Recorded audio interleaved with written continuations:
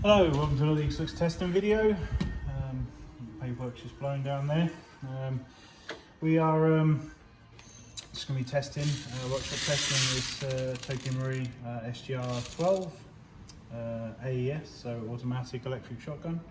So we've done a few mods to this. So we've done the EagleSix flat hop arms in there.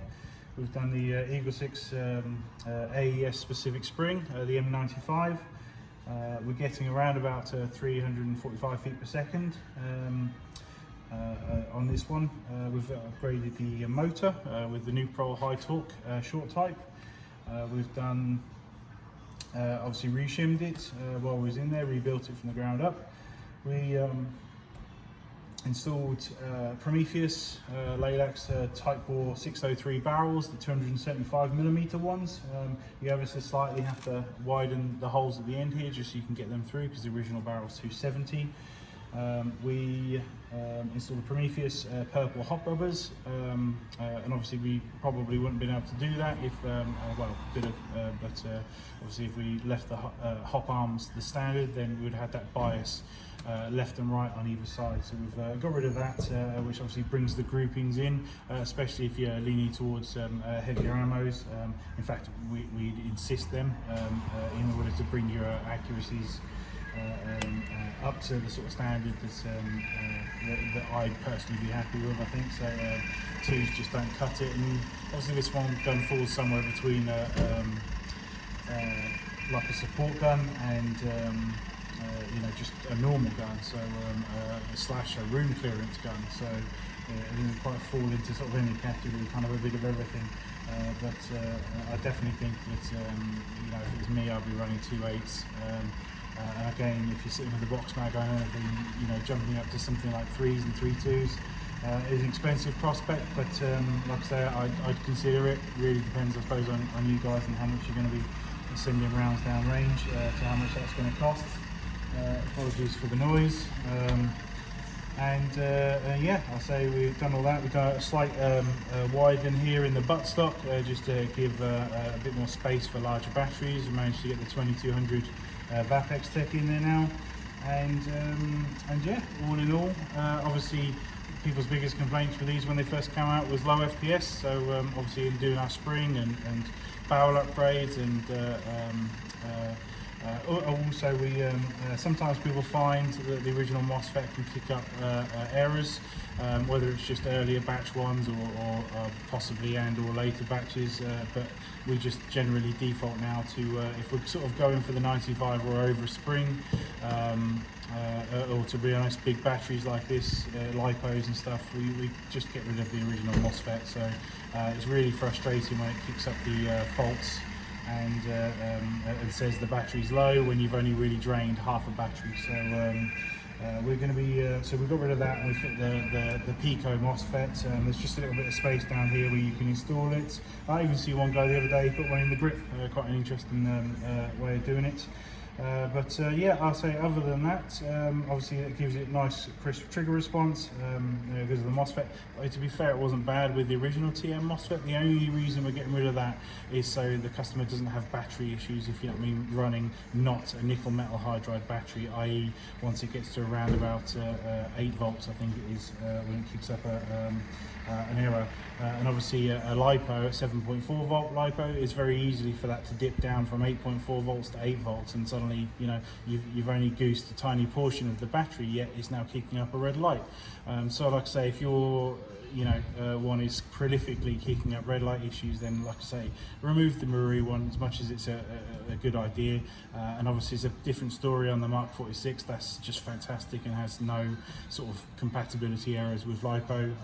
So they've obviously done something different there, but like I say, this one and or it might be possibly just on earlier batches, just seemed to prolifically kick up faults. So we had to come up with a solution for customers, and obviously that was to fit in a Pico AB in there. MOSFET. So like I say, we'll do some testing today, now that it's got somewhat quiet, now that I've actually finished talking.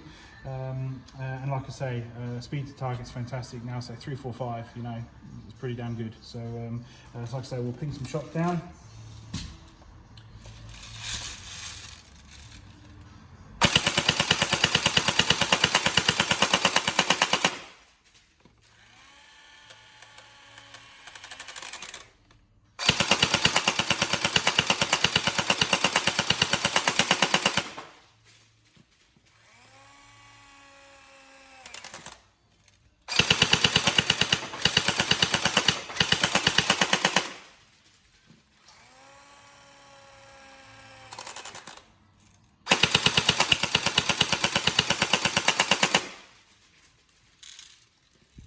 overkill really down the end there, especially if you're going up with heavier ammos.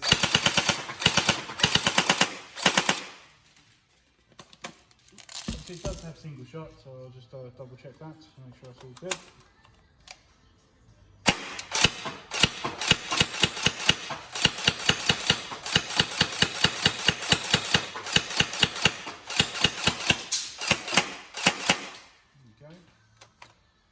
Yeah, obviously it doesn't have bolt stop like the next gen series, but it does have obviously that's a crazy rate of fire. Obviously it's got three barrels in this thing, so it's obviously throwing 3 shots with every trigger pull.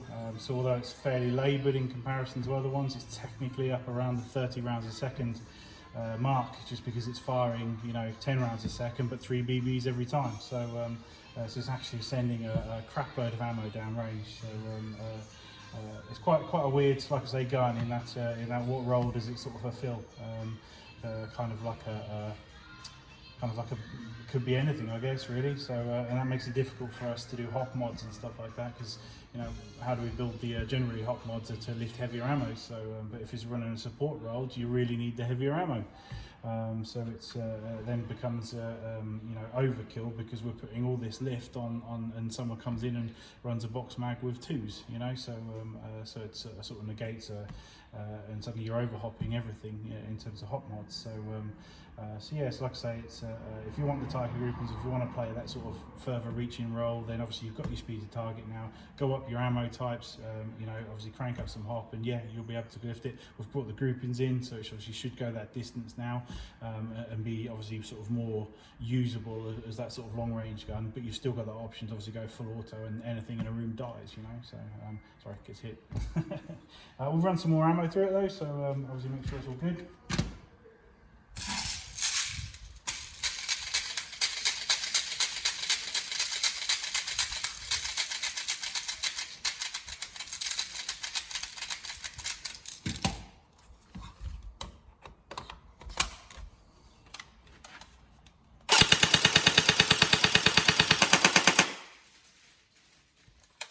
Reload that, I'll have to have like 15 mags just lined up.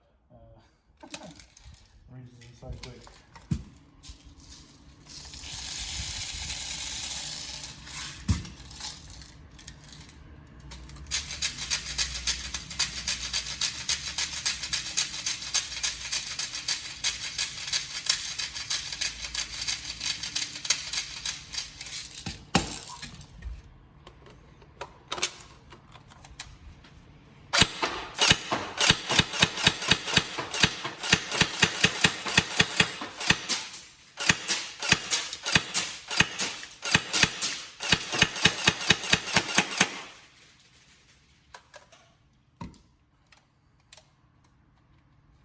There you go, all tested, functioning, great, excellent.